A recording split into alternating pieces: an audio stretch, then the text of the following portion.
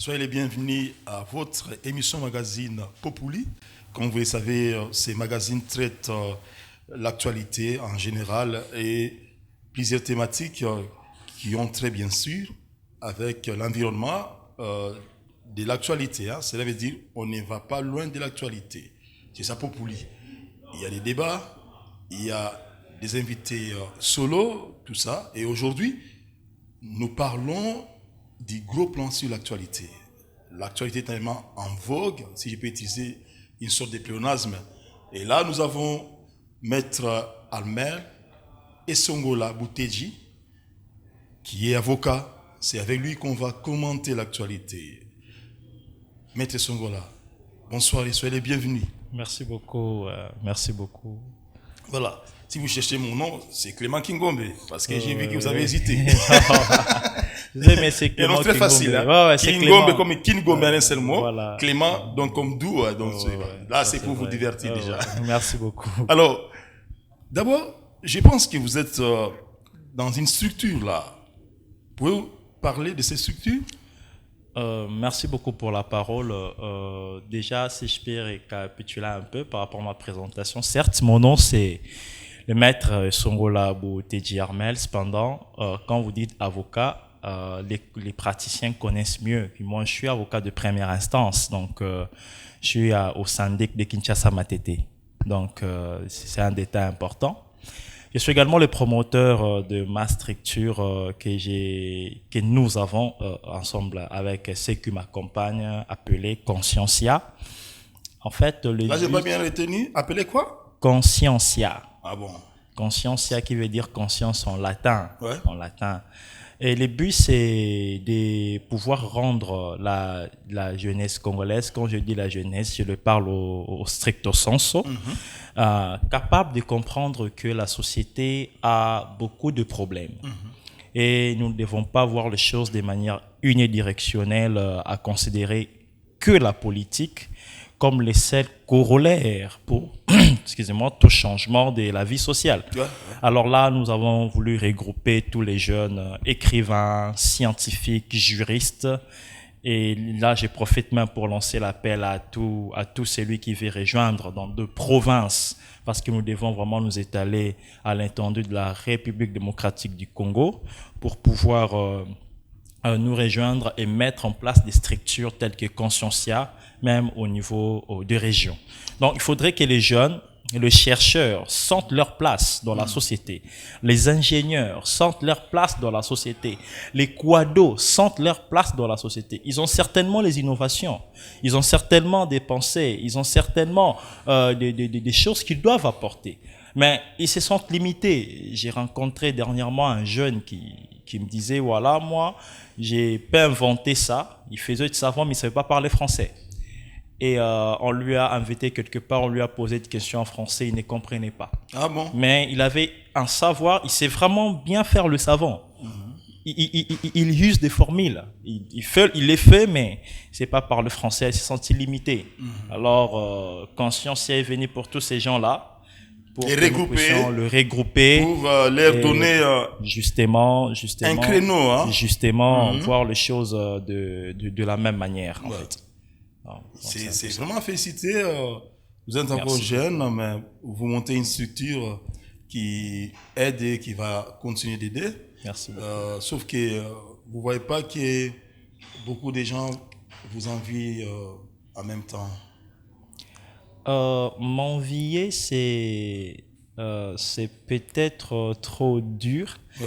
Parce que moi, ce que nous attendons, ce n'est pas que la société nous envie, mais c'est que la société s'intéresse au changement que nous voulons apporter. Parce que vous savez, actuellement, par exemple, même l'actualité est émaillée par la politique, tout ça, c'est bien, c'est aussi important. Mais il faudrait que les jeunes puissent comprendre que, voilà, au-delà de la politique, nous avons les kiwis, les sociétas, la société. Et la société a beaucoup de maladies. Et on ne peut pas attaquer toutes les maladies par le remède d'une seule maladie. Donc, c'est un peu ça. En tout cas, c'est bien dit. Un nom que je vais répéter plusieurs fois pour que les téléspectateurs puissent retenir Armel Esongola Bouteji. Voilà. C'est ça le nom de notre avocat aujourd'hui Ouais. qui va commenter l'actualité. Voilà. Vous êtes donc les patrons de la structure Conscientia. Ouais, j'en suis le responsable. Voilà. Et ça, c'est déjà bien. Alors, si on peut parler de la Cour constitutionnelle, on a eu l'information qu'elle a validé la candidature de tous les présidentiables, là. Donc des candidats présidents de la République. Pourtant, avant, il y avait trop de malaise, puisque les gens étaient en train de soupçonner peut-être la débarque de Katumbi, hein, et peut-être des Matata Pogno, tout ça. Et certains même soupçonnaient, on peut dire, l'éjection de Félix Tshisekedi. Justement, alors, vous avez suivi cette information, vous qui êtes juriste, avocat. Alors, quand vous regardez ça, comment vous appréciez? Premièrement, je m'en vais très rapidement par saluer la dextérité avec laquelle la Cour a agi. Parce que vous savez, nous tous, hein, bon, relativement, nous tous, s'il faut le dire ainsi, on s'attendait à une sorte en tout cas des troubles après le fait que la Cour ait à se prononcer en défaveur d'un candidat. Parce que imaginez-vous, la société était penchée à une seule chose. Tout le monde se disait que voilà, Katumbi sera en fait chassé de la course, et le chef de l'État lui-même, qui a même fait l'objet d'une attaque au niveau même de la justice. Ouais. Il y avait un candidat qui a eu à saisir les instances à l'encontre de sa candidature. Mais l'important de savoir, la Cour constitutionnelle, c'est quoi? C'est très important. Allez-y. Depuis l'éclatement de la Cour suprême de justice en 3 ordres juridictionnels, là nous sommes avec la Constitution du 18 février 2006, telle que renforcée par la loi numéro 11/002 du 20 janvier 2011 qui vient compléter et modifier cette Constitution. Il a été installé 3 ordres juridictionnels. Lesquels alors? Dont certains même disent D plus la Cour. Ces ordres juridictionnels sont les juridictions de l'ordre judiciaire qui sont prévues par la loi organique numéro 13/011-B du 11 avril 2013 qui porte organisation, fonctionnement et compétences des juridictions de l'ordre judiciaire. Nous avons l'installation de juridictions de l'ordre administratif qui venait récemment d'avoir sa propre loi organique par la loi du 15 octobre 2016 qui porte organisation, compétences et fonctionnement des juridictions de l'ordre administratif. Et nous avons également les juridictions de l'ordre constitutionnel qui n'est composé que de la Cour. Et c'est par la loi organique numéro 13/026 du 28 septembre, sauf erreur de ma part, 2016, qui porte aussi sur la Cour. Alors, la Cour est une juridiction. La Cour est une juridiction. La Cour constitutionnelle. La Cour constitutionnelle est une juridiction qui a agi et qui a répondu à une requête introduite par la Commission électorale nationale et indépendante sur la validité de ceux qui se sont présentés comme les présidentiables. Alors, la Cour a agi, a donné cet arrêt. C'était un arrêt consultatif parce que la matière à laquelle elle a agi, c'est une matière gracieuse. Il n'y avait pas 2 parties, il n'y avait que la CENI qui a saisi. Ce n'était pas une matière contentieuse. Oh, il n'y avait pas 2 parties. Et quand Noël Chani avait saisi aussi la Cour, cette Kikouni? Oui, je pense que la Cour, il faudrait vraiment qu'on fasse la part des choses. Allez-y. Lorsque la Cour est saisie... Vous êtes là pour les biens et nos téléspectateurs. Merci. Lorsque la Cour est saisie par les individus, et lorsque la Cour est saisie par un organe officiel qui en a reçu compétence de manière classique, la CENI, après avoir eu à recevoir les candidatures, les défaire devant les juges de la Cour constitutionnelle pour que les juges de la Cour se prononcent par rapport à la conformité de la Constitution sur tous les demandeurs de candidature. Cela est différent de lorsque un candidat estime que l'autre candidat ne peut pas faire partie de la course et qu'il faut attaquer son existence, suite peut-être à des réalités que lui l'estimerait anticonstitutionnelles ou illégales. Alors, les deux cas ont été examinés à la Cour constitutionnelle. Voilà, justement. Pour la CENI et des cas individuels. Justement. Mais la chose qui fait réjouir la société, c'est... Vous savez, la RDC, c'est une nation, c'est un pays qui a la taille presque des moyens en Europe. Hein.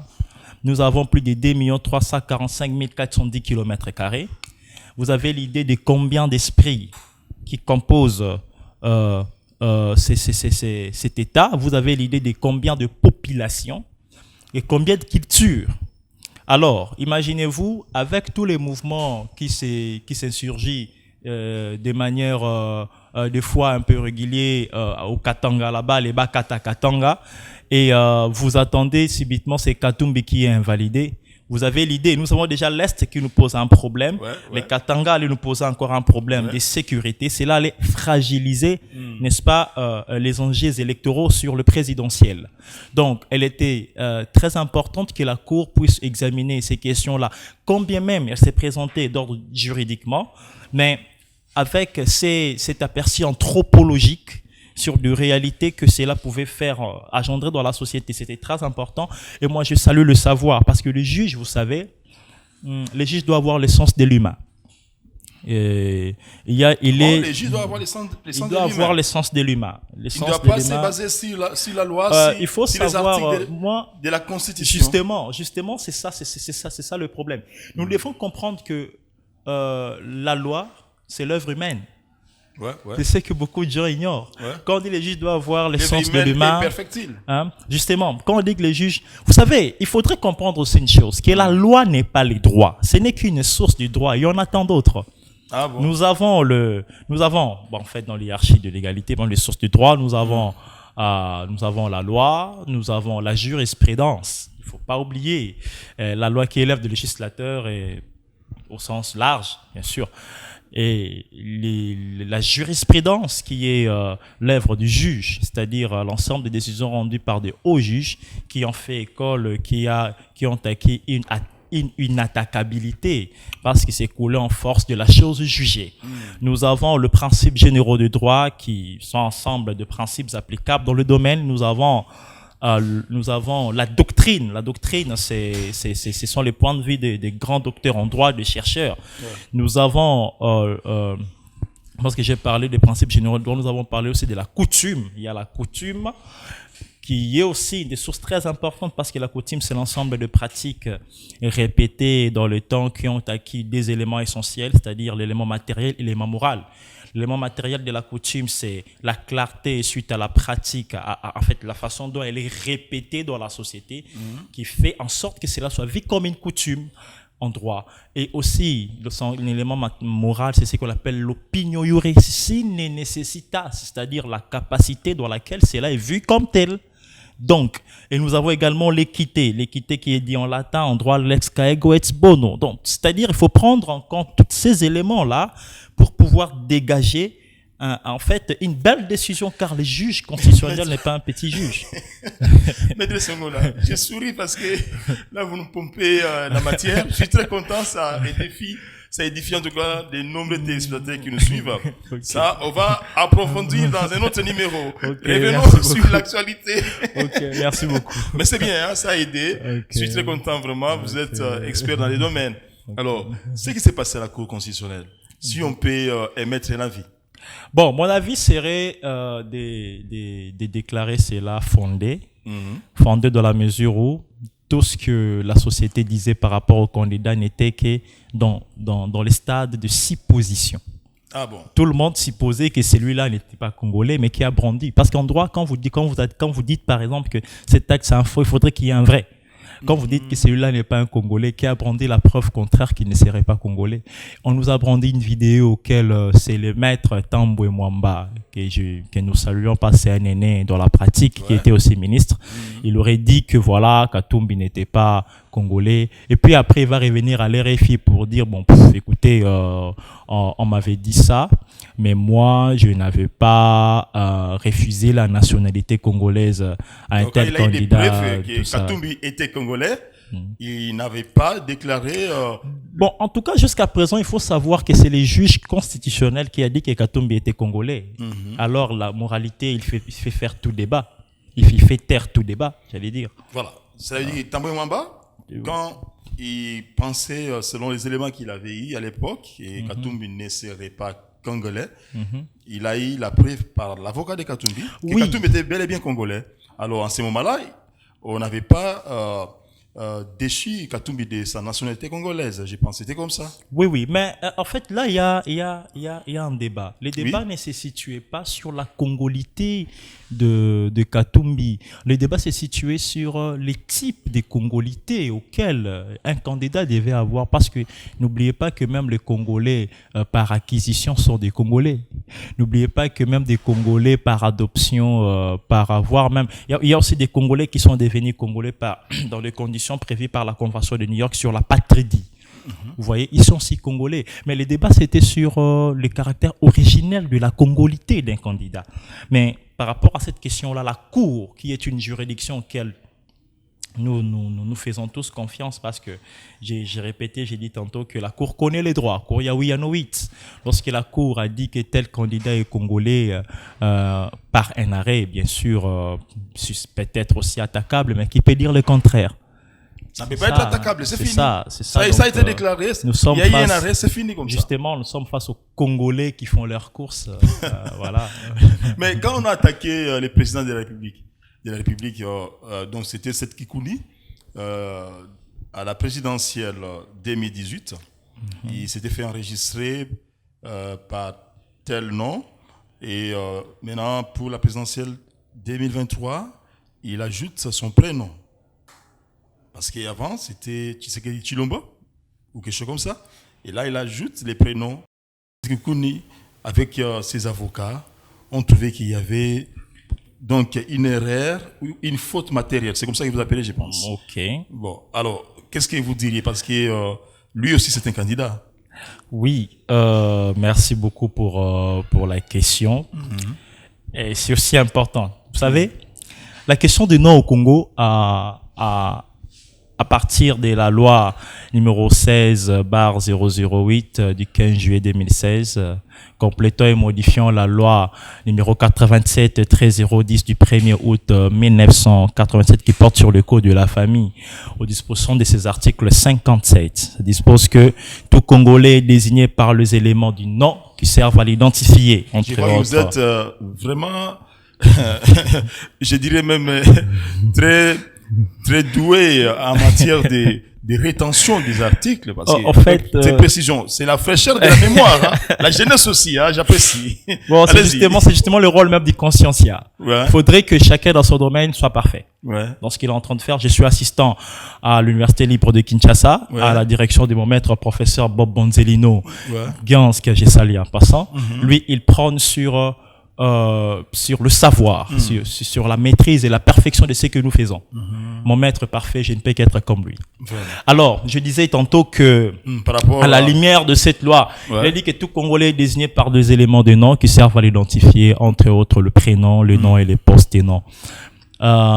Si le chef de l'État, c'était Félix Tshisekedi Tshilombo, en 2016, et qu'aujourd'hui nous avons un élément Antoine. On parle des élections de 2018. Hein. Oui, justement. Mais il faudrait pas oublier que le droit congolais prévoit aussi les surnoms et les pseudonymes. Ouais, mais il s'était fait enregistrer sans prénom à ce moment-là, par rapport à la requête de Seth Kikouni. Cette fois-ci, il a ajouté son prénom. Je pense que c'est comme ça, non? Justement. Maintenant, il faudrait savoir une chose. Pour rester en justice, il y a des conditions qui sont prévues par le décret du 7 mars 1960 relatif à la procédure civile. Il y a des conditions, la doctrine en a approfondi. Il faut avoir la qualité. Il il faut avoir la capacité, il faut avoir l'objet, il faut avoir la cause ainsi que les moyens aussi. Hein. Ouais. Bon, il faut savoir une chose, que cela doit porter grief. Alors moi, je pose une question à Maître M. Seth Kikouni. L'élément Antoine a porté grief où? S'il faut qu'on ajoute Antoine, les griefs, c'est où? C'est ça aussi le problème, parce que moi, je pense que le juge constitutionnel a agi en tenant compte de tout ça. Il faudrait que cela porte grief. Ça porte grief à qui et où est grief? Il faudrait savoir qu'en droit, il est le principe que ça, pas de nullité sans grief. Il faudrait qu'on voulait annuler un acte. Il faudrait que cela porte grief. Le grief, c'est où? Il devrait aussi réfléchir par rapport à cet aspect important. Donc voilà un peu. Je disais que les juges doivent avoir le sens de l'humain. Vous avez clarifié des zones d'ombre hein, merci beaucoup. Merci. Dans la pensée de plusieurs. Donc si je comprends bien, même si en 2018, Félix Tshisekedi avait compétit en tant que Tshisekedi Tshilombo, c'est ça, je pense. Hein? Il n'y avait pas de prénoms, si je ne m'abuse pas. Ouais. Alors, et que cette fois-ci, il compte compétir avec son prénom, donc ça ne porte pas grief. Il n'y a pas de souci. Les juges a mieux fait, ou encore les juges, parce qu'ils sont nombreux, ils devaient être en conseil avant de sortir l'arrêt, c'est ça. Donc ça va des droits. Oui, moi j'ai une question par rapport à ça. Oui. Je pense qu'en 2018, les conditions de dépôt des candidatures, c'était sanctionné à la présentation de certains documents. Peut-être que je pense que les certificats de nationalité en fait partie. Je pense que les casiers judiciaires aussi et tant d'autres. Une question. Est-ce que le chef de l'État a produit des documents outre que ceux qu'il avait introduits, dans lesquels, dans le nouveau, il y a les nouveaux éléments de nom et dans l'ancien, il n'y en avait pas? Alors si c'est la CENI qui avait estimé que Tshisekedi Tshilombo Antoine allait être long, il faut même être Félix Tshisekedi Tshilombo. Et que cette fois-ci, la même CENI, dirigée par une autre personne, a estimé que non, ces détails-là étaient importants. Parce que n'oubliez pas que tout cela compte. Hein. Le caractère kilométrique des noms peut être un facteur défavorable à un candidat. Vous voyez? Alors si cette fois-ci, la CENI a estimé qu'il faut mettre tous les éléments, où est le grief? En tout cas, c'est clair. C'est clair, tout ça. Au moins, la population est satisfaite en général, puisque personne n'aura alors les droits de nous amener, excusez-moi l'expression, une rébellion quelconque pour peut-être avoir été chassé de la course. Hein. Tout le monde est là, que les meilleurs gagnent, et c'est ce que nous déjà nous conseillons d'une manière ou d'une autre. Nous conseillons à la Cour constitutionnelle comme observateur, parce que nous sommes des journalistes non engagés dans des partis politiques. Moi personnellement, jusque-là, hein, il ne faut pas dire que Clément ne va pas un jour être politicien, ça dépend. Alors, nous essayons de conseiller à la Cour constitutionnelle de laisser tous les candidats présidents de la République compétitionner comme l'autre Français l'a dit, et que les meilleurs gagnent, tout en sachant que les Congolais le peuple congolais n'est pas dupe. Donc, il saura certainement qui élire, qui voter. Donc, nous sommes très contents pour ça. Alors, si on peut parler même du caractère de ces élections à travers son processus électoral, on peut dire que maintenant, en tout cas, nous pointons à l'horizon. Hein? Ça va maintenant, il n'y a plus d'obstacles, puisque tous les candidats sont embarqués dedans. Même Fayoulou, qui semblait à un moment donné, n'est-ce pas, s'éjecter soi-même de cette course est revenu, pénalisant bien entendu l'ensemble de ces politiciens, puisque d'autres n'ont pas, ou certes pris n'ont pas postulé à la députation par exemple, et certains avaient même quitté les navires parce qu'ils n'étaient pas contents avec la décision de Fayoulou. Mais nous voyons que maintenant les terrains est balisé, il n'y a plus de soucis, même si Joseph Kabila avec son groupe n'ont pas voulu, n'est-ce pas, compétir même à la députation nationale, etc. par rapport à ça,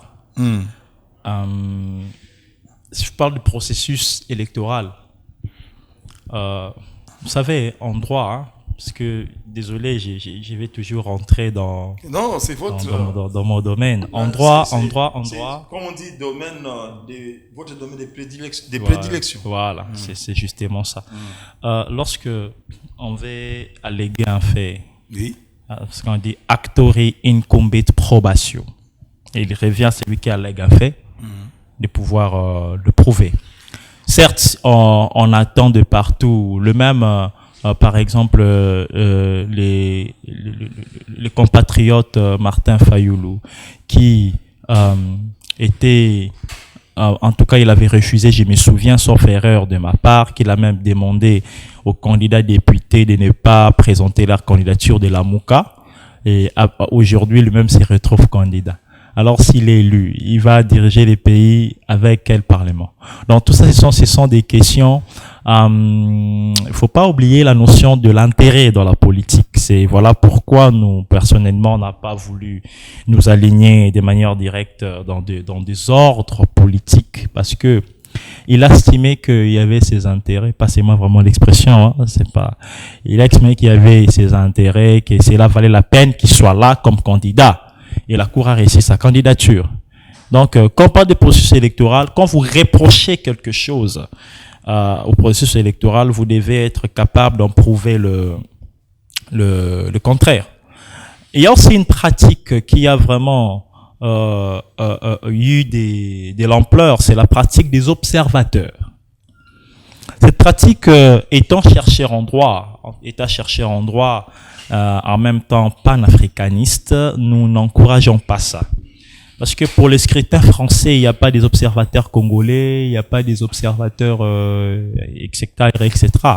Mais ici, on dit si il y a une question des observateurs qui posent problème ou qui fâchent, du coup, cela donne lieu à des mouvements, à des contestations, tout ça. Et il y a également la pratique de financement des élections, c'est quelque chose que nous sommes vraiment pas d'accord par rapport à ça, parce que pour nous, un État responsable doit être capable de gérer les pays pendant 5 années, organiser les élections dans ses propres fonds. Donc, le processus électoral, nous, personnellement, je ne reproche pas grand-chose au processus électoral, parce que je n'ai pas les rei in expendio filtractor, comme on dit en droit, c'est-à-dire je n'ai pas les contraires de ce que je pouvais alléguer comme voilà. En tout cas, Maître Songola, si on comprend bien, naturellement, si notre, on peut dire, pays était dans la respectabilité d'état des droits, on n'aurait pas fait appel à des observateurs, parce que quand bien même les gouvernements, comme à l'époque de Joseph Kabila, n'a pas touché à l'argent des Occidentaux pour organiser les élections, c'était la législative passée, hein, donc tout ça. Mais ces Occidentaux-là voulaient quand même s'inviter pour observer les élections. Alors actuellement, on est prêt d'une manière ou d'une autre à recevoir de l'aide, s'il est faux ou quoi. Mais ce qui est un peu bizarre, c'est l'exemple que vous avez donné en France. On ne fait pas appel à des observateurs internationaux. Mais le président de la République lui-même avait fait appel à ces observateurs-là. C'était lors de son discours à l'ONU. Vous voyez, quand il a fait dernièrement son discours, il a fait appel à des structures internationales, y compris l'ONU, pour envoyer leurs observateurs.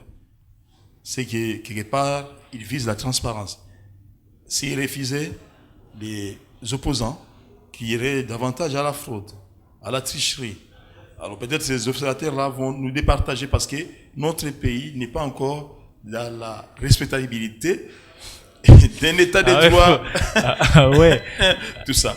Bon, je sais pas, c'est pour compléter votre matière, quand bien même c'est moi qui pose des questions. Allez-y. Ouais, c'est bon, je n'aurais pas grand-chose à à ajouter, parce que vous avez dit juste, c'est justement la chose qui nous décourageant, le fait de papa, il y a aucune preuve qui nous montre noir sur blanc que la présence des observateurs dans des scrutins, c'est la preuve de vérité. C'est où? Il n'y en a pas. Il n'y en a pas. Qu'il y ait des observateurs ou pas, on crie à la tricherie, non? N'est-ce pas? C'est-à-dire, vous savez, il faut pas oublier qu'il y a aussi un aspect de la politique internationale là-dedans, et à la manière dont nous devons être vus à l'égard des autres. Parce que imaginez, vous organisez des élections sans faire appel aux observateurs, combien même c'est pas obligatoire. Vos opposants créeront à la tricherie et la cause majeure, ça sera l'absence des observateurs. Et aussi, il faudrait qu'on se le dise, c'est aussi l'absence de matière logistique. Parce que souvent, n'oubliez pas que la plupart des kits électoraux ont été transportés ici au Congo par les avions de la MONUSCO. Faut pas oublier. Ouais, ce sont des détails aussi importants. Imaginez-vous, vous dites que ces gens ne vont pas venir. Vous aurez les problèmes d'atteindre les pays, papa. Ouais. Surtout qu'il y a des territoires justement, occupés, justement. Mais la MONUSCO y accède quand même. Alors, je vais quand même foncer avant de chuter, parce que ce qui était important, c'était en tout cas les domaines des élections par rapport à cet arrêt de la Cour constitutionnelle. On devait avoir un expert pour nous expliciter. Il y a une différence ou une nuance entre expliquer et expliciter. Et là, il a explicité. Ça nous a beaucoup aidé.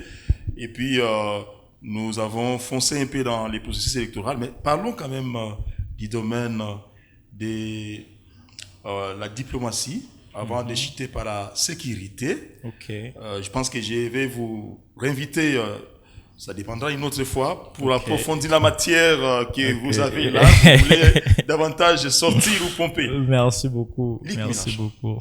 Ok. Ce qui se passe. Comment pourrez-vous interpréter ça? Bon, ça, vous savez, hein, voilà pourquoi j'invite mes frères congolais à avoir... nous devons vraiment être des gens qui réfléchissent. Avant de parler de Luc Mélenchon, permettez-moi de parler de la France. Allez-y. De la situation de la France actuellement. Oui. Et pourquoi est-ce que c'est là toutes ces chapelets de bonnes intentions, passez-moi l'expression, que nous sommes en train de voir avec la France insoumise. Ça pourra peut-être être qu'une des politiques de la République française. Je commence. En droit international, et cela est renforcé par beaucoup de théories, lorsque vous perdez des puissances, il faut remplacer des puissances par des puissances. Vous voyez, enfin de rester les tout puissants.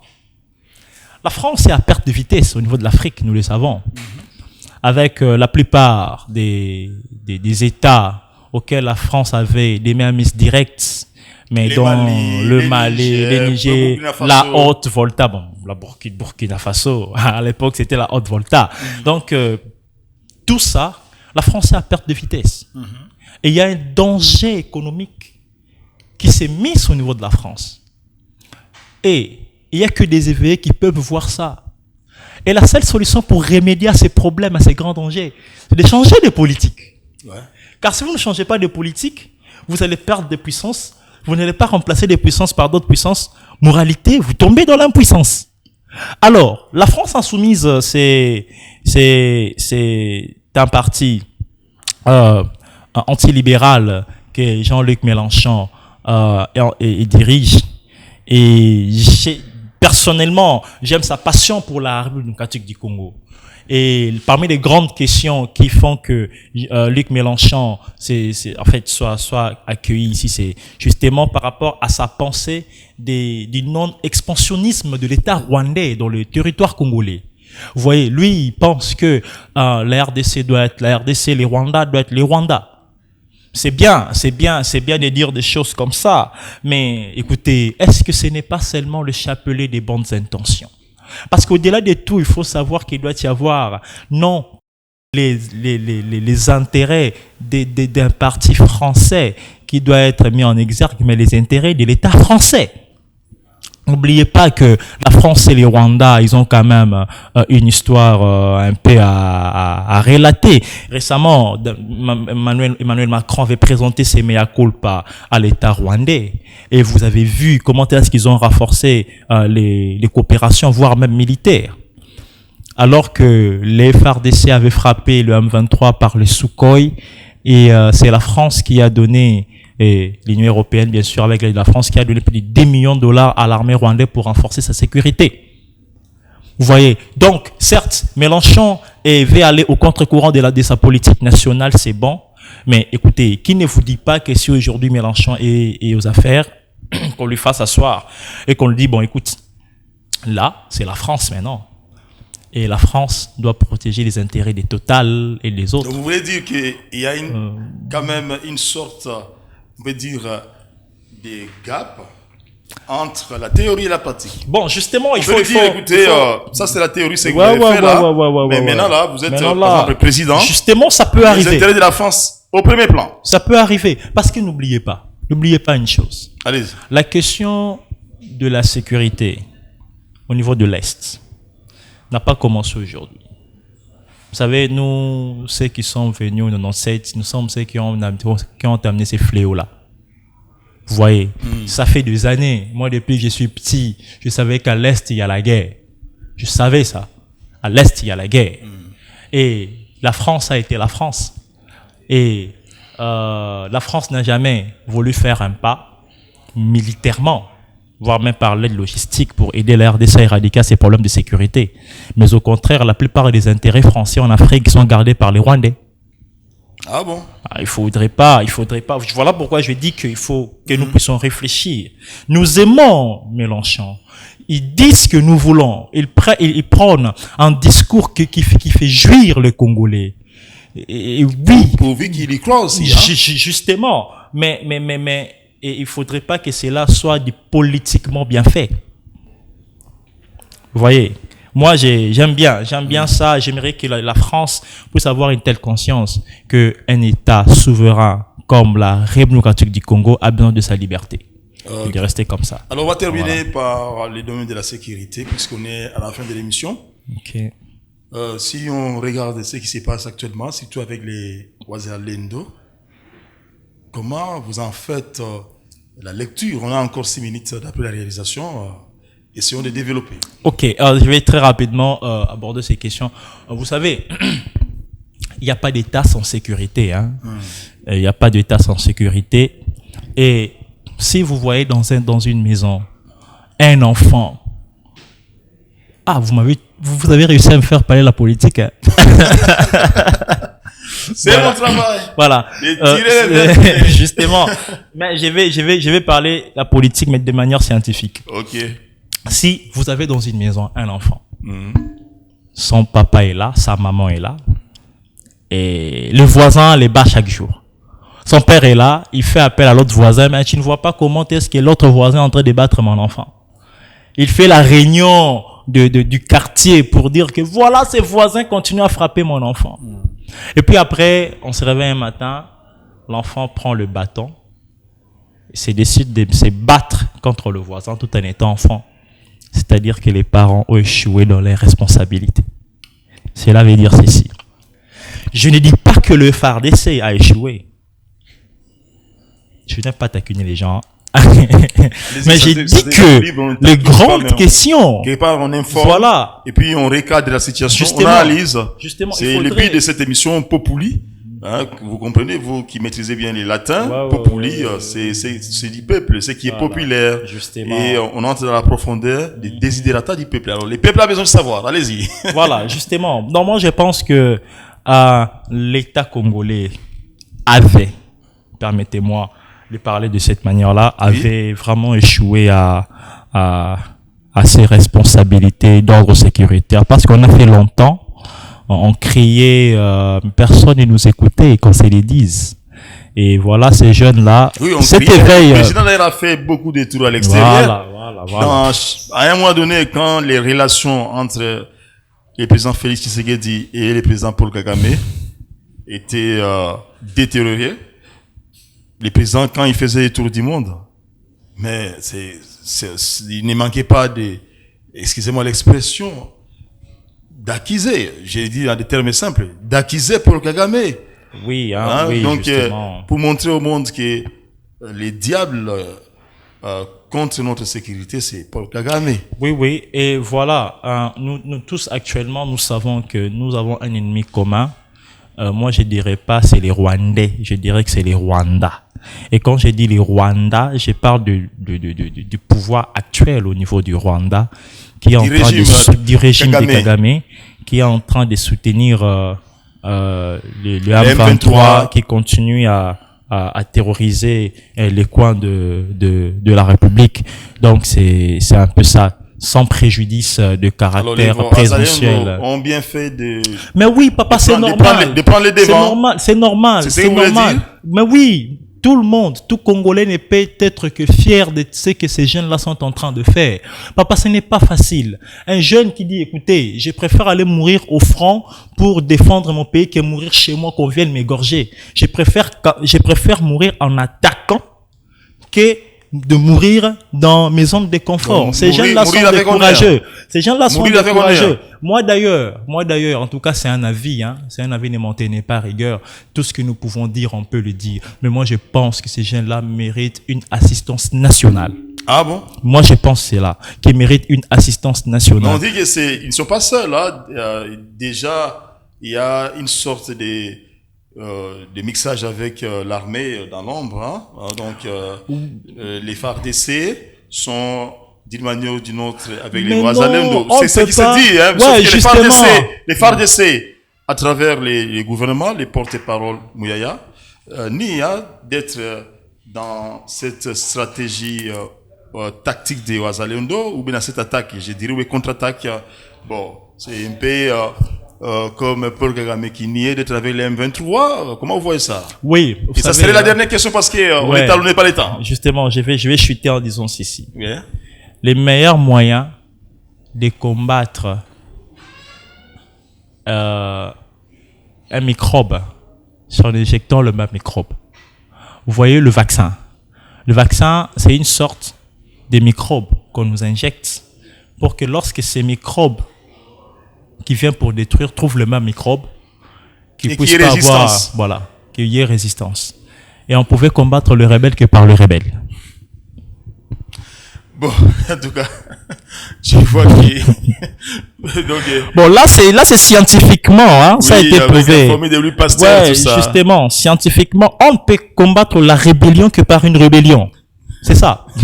Alors, si on estime que c'est nous les jeunes, parce que là, il faut pas engager l'État congolais. Ce sont des jeunes, moi, c'est justement parmi les buts du consciencia même. Ce sont des jeunes conscients de leur situation sécuritaire. Ils disent que Toko Koufa, on peut pas mourir comme ça. Il faut qu'on puisse prendre les armes pour défendre l'intégrité territoriale. L'intégrité territoriale. Nous ne pouvons qu'encourager. Moi, je salue les frères Wazalendo là où ils sont. S'ils sont en train de me suivre, j'ai leur dit, mon frère, on est ensemble. On est ensemble. Nous n'avons que la RDC. On n'a pas un autre pays.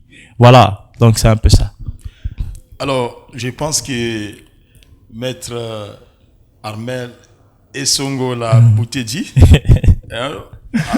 je pense que nous avons vidé les matières qu'on avait préparées. Toutes ces matières sont vidées pour l'instant. On peut conclure cette émission tout en promettant nos téléspectateurs. Nous aurons encore Boutedi, Esongo la Boutedi Armel, un avocat de son état. Voilà. On l'aura encore dans un numéro des Populi, puisque ses propos sont intéressants. C'est ce que vous dites, non? À la prochaine opportunité, bonsoir. Merci beaucoup à vous. Okay.